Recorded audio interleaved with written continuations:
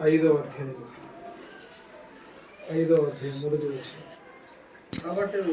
కాబట్టి శ్వాస మూలమున మనము నీతిమంతులుగా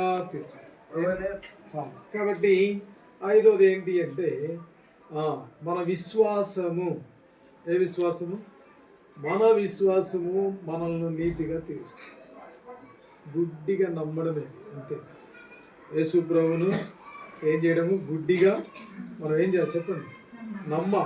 ప్రతి విషయంలో అన్ని విషయాల్లో అన్ని విషయాల్లో మనం ప్రభువుని నమ్మడం ద్వారా మనం నీతిమంతులుగా తీర్చబడతాం. అట్టి నీతిమంతుని జ్ఞాపకం చేసుకుంటా ఏంటి? ఆశీర్వాదకరం. వచ్చిందా? అట్టి నీతిమంతుని జ్ఞాపకం చేసుకుంటా ఆశీర్వాదకరం. యేసు ప్రభు తర్వాత నెక్స్ట్ మనమే. ఆయన ద్వారా ఆయన పిల్లలం కాబట్టి మనమే. అందుకని అలాంటి వారు ఆయన పిల్లలు. మృతులైన నీ వారు ఏమవుతారంట? అటువంటి వారు ఎప్పుడు చనిపోయినా ఏం చేస్తారు? అందరూ బ్రతుకుతారు.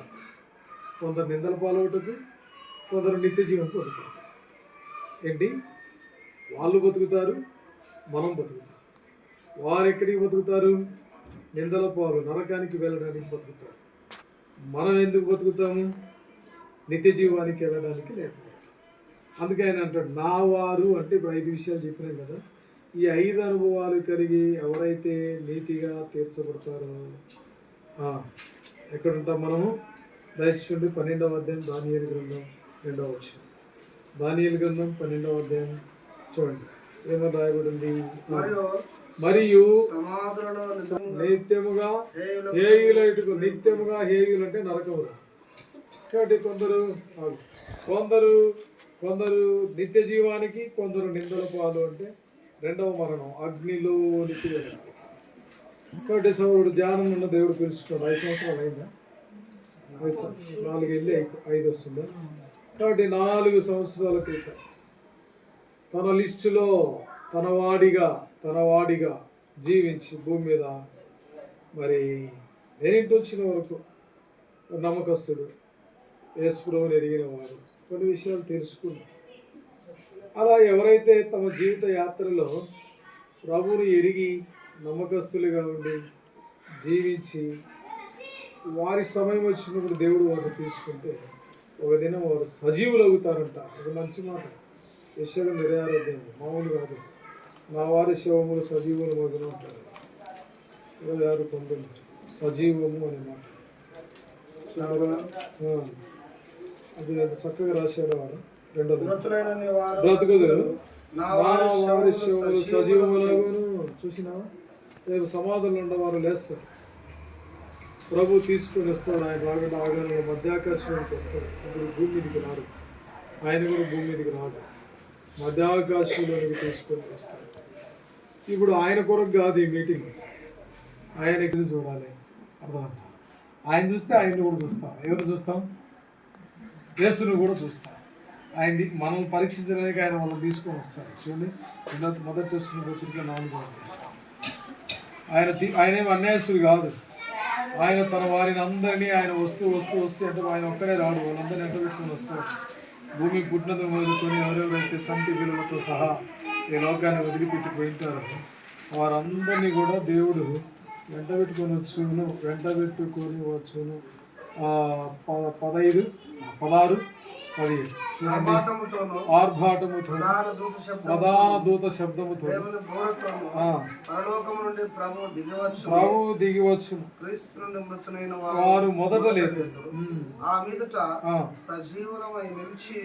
సజీవులమై నిలిచి ఉండు మనము వారితో కూడా ఏకముగా ప్రభువును ఎదుర్కొనుటకు ఆకాశ మండలమునకు మేఘముల మీద కొనిపోదుము. సదాకాలం ప్రభుతో కూడా ఉండుము. ఇప్పుడు ఎవరితో ఉన్నాడు ఆయన? ఇప్పుడు ప్రభుతో రావడానికి సిద్ధంగా ఉన్నాడు. ఎప్పుడు ప్రభు పిలుపు వస్తుంది? ఒకసారి వచ్చింది. ఏం పిలుపు? ప్రయాసపడి భారం మోసుకొచ్చున్న సమస్య నా దగ్గర రండి అన్నాడు. ఆ పిలుపు అందుకున్నాడు. లక్ష్యం లేక వచ్చాడు. 2వ పిలుపు వచ్చింది. ఏంటి? నరులారా తిరిగి రండి అన్నాడు. ఆ పిలుపు కూడా అందుకున్నాడు. అయిపోయింది. ఆయనకి అయిపోయిందా లేదా? ఆ పిలుపు కూడా అయిపోయింది. అంటే తిరిగి రండి అంటే నా దగ్గర రండి అని మిమ్మల్ని పంపించాను, తిరిగి రండి. ఇప్పుడు మూడవది మనం పోదాం రండి అమ్మా, మీరందరూ లేచి రండి మనం వెళ్దాము అని మూడో పిలుపు ఉంది వాళ్ళకు వేసి ఉంటుంది. మనకు ఎత్తబడే పిలుపు ఉంటుంది ఒకేసారి. కాబట్టి ఎవరు ఎత్తబడతారు, ఎవరు ఎడవబడతారు? ఈ 5 అనుభవాలు ఎవరిలో అయితే ఉండో వారు ఎడవబడతారు. ఈ 5 అనుభవాలు ఎవరిలో ఉంటారో వారు ఎత్తబడతారు. వారిలో సాక్షాత్తుగా ఎవరి శరీరం వాళ్ళకి కనపడతారు, అంటే ఎవరి భర్త వాళ్ళకి కనపడతాడు, ఎవరి పిల్లలు వాళ్ళకి కనపడతారు, చూస్తారు. ఇంతమంది గుంపులో మనమేనా గుర్తుపడతాం అనుకుంటారు. ఎంతమంది గుంపున్నా నీకే కనపడతారు. నువ్వు ఇది ఎత్తబడగానే అక్కడ ఎవరు కనపడతారు? 67 మా జాన్ దొరికింది కదా, వీడికైతే తీసుకురాలి, వీడికైతే ఏం చేయలేం, వీడికి తీసుకురాలి, మనం అక్కడే ఉంటాం, సొంతం ప్రభుకారం ఉంటాం. మా జాన్ దొరికింది కానీ దగ్గరికి వెళ్ళే అవకాశం ఉంది.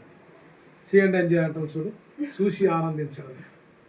చూసి నేను ఇప్పుడు నా ప్రభువును చూశాను, నా భర్తను చూశాను.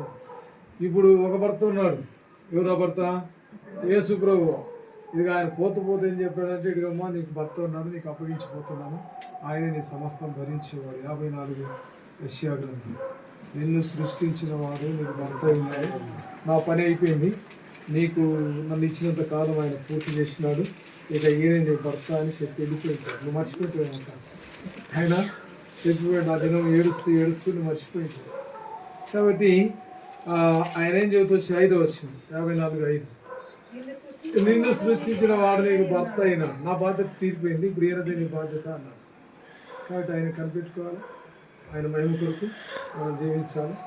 నేను ఒక దినం మా డాడీని చూడాలి, నీకుండాలి అన్నాను, మా భర్తను చూడాలి, ఆమెకుండాలి, ఇలాగ అందరి మా బంధువులు మేము చూడాలి, మనందరికి ఆశ ఉంటుంది.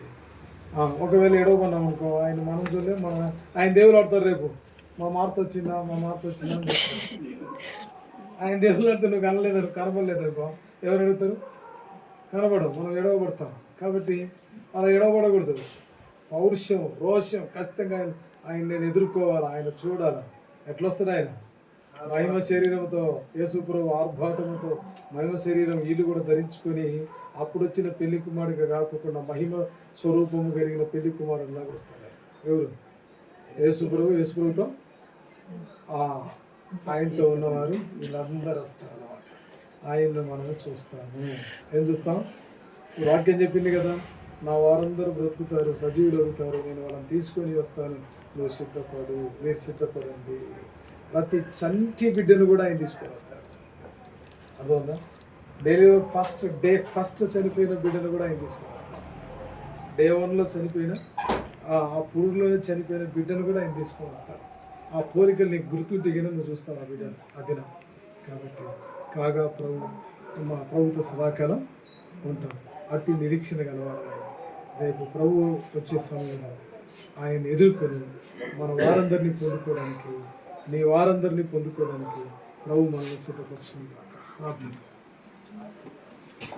జీవిత యాత్ర మీ పిలుపులు నిలిచి ఉండి మీ పిలుపు అందుకొని మహిమలో ఉంటూ ఉన్నారు.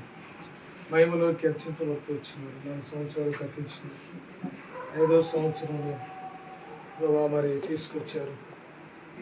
ఈ 4 సంవత్సరాలు భర్త లేని లోటు భార్యకు నేను సృష్టించిన వారిని భర్త అయినాను. మీరు ఆత్మీయ భర్తగా ఉంది. తండ్రి లేని కొరత పిల్లలకు ఆత్మీయ తండ్రిగా మీరుండి కష్టం, దుఃఖం, బాధ, వేదన ప్రభుత్వానికి కుటుంబాన్ని మీరు దీవించి వారికి కావాల్సిన ఆత్మలు అందరూ ఈ విలువైన సమయాన్ని ఆధారం చేసుకొని మీరు ఇచ్చిన వాక్య లేఖన మా జీవితాల్లో ప్రభావ మేలు కలిగించేదిగా ఉన్నట్టుగా విశ్వాసమును ప్రభావ వృద్ధి చెందించేది, నిరీక్షణను కలుగజేసేదిగా ఉన్నట్టుగా సహాయం చేయండి. కృతజ్ఞతలు చెల్లిస్తున్నాను, స్తుతించి ప్రార్థించండి. మన